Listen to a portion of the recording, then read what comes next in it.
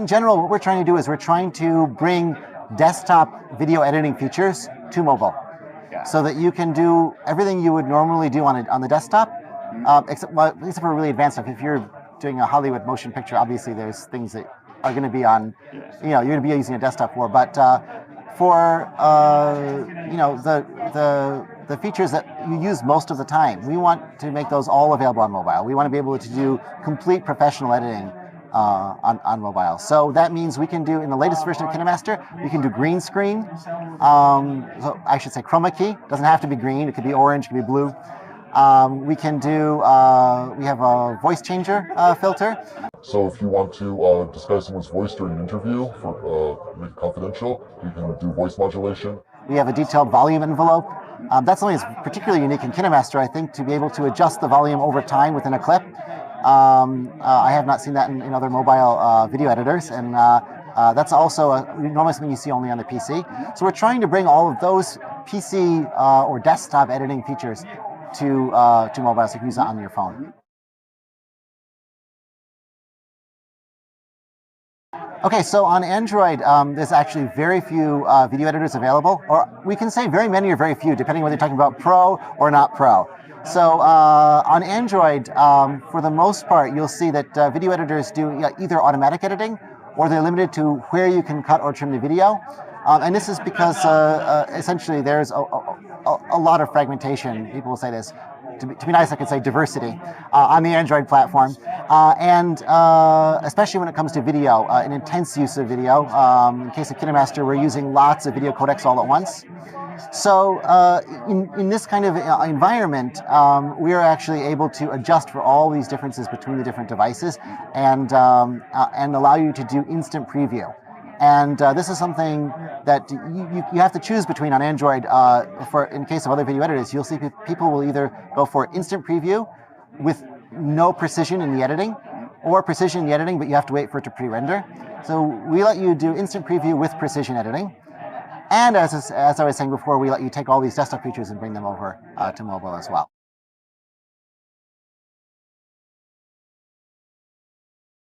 KineMaster supports, I would say, about 80% of the Android devices on the market, mostly mid-range devices to high-end devices.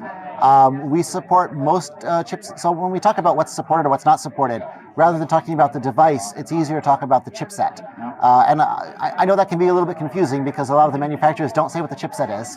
And some manufacturers make the same device with different chipsets in it.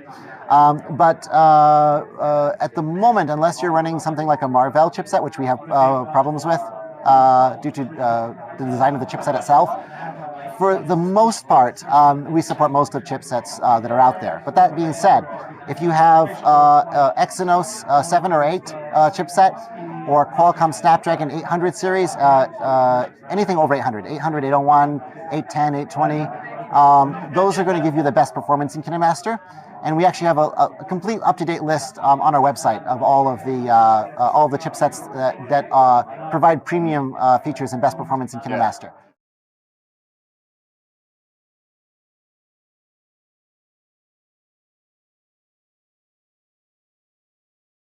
So we actually tried the one-off payment approach, and this comes back to the, I'll say diversity again, diversity of Android devices that are available. So from a practical standpoint, when you purchase an application, after you purchase that application, you're going to continue to use that for quite some time into the future. In the case of KineMaster, we hope for a very long time into the future. And of course, everyone upgrades their phone, usually every 2 years on average, sometimes a little more, sometimes a little less. So what that means is that as the new phones come out, we have to continuously do work to make sure that KineMaster is supported.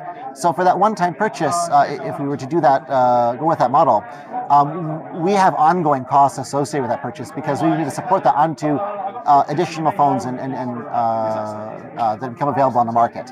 So unfortunately, what that means is in order for us to be sustainable, we've had to go with the subscription model. That allows us to guarantee that if you're using KineMaster, you can keep using KineMaster even as you upgrade your phone or new versions of Android OS become available and so on. But that being said, we also want, since we're being essentially forced into charging a subscription fee, we want to be able to give back to the community as much as possible. So we're working very hard to keep adding features. And in fact, we're going live today with the latest release, hopefully in the next few hours. And this includes chroma key, so you can green screen support. This includes the voice changer filter that I mentioned. This includes a lot of new features, and we continue to add new features, and we listen very carefully to our user feedback as far as what they're requesting.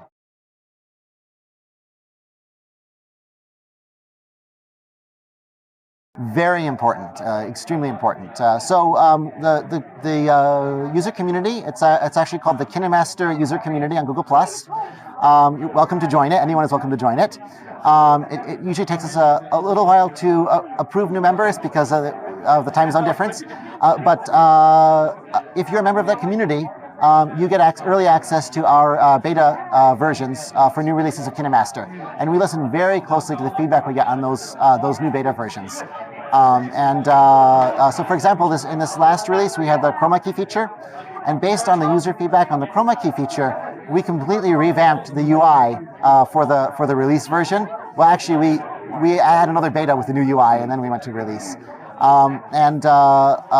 Not only is the feedback in the community fairly positive from that new feature, we've actually found using it internally that the new UI we built based on that feedback is actually easier for us to use too. So we're very happy for any user feedback, and always listen to the requests we get. It sometimes takes, because we have a wide variety of Android devices that we have to test on when we make a new version. When we get a request, the time to actually getting that out into our users, it can take some time, but we always listen and we are always working on that. So we want to give our users the best video editing experience possible on a mobile device. So I think from the standpoint of mobile journalism, being able to edit in the field and have access to a complete professional toolkit for editing in the field is really important. Just for example, one of the features we're working on for quite a bit further down the road, but I was actually demoing it here today, the early alpha version of it, is being able to do a localized blur effect within the video, and to move that using keyframe animation around the video. So you use it to blur out a face or a license plate or something else that needs to be confidential in the video. In many cases, let's say that you're reporting, you're in the field and you need to send that video in.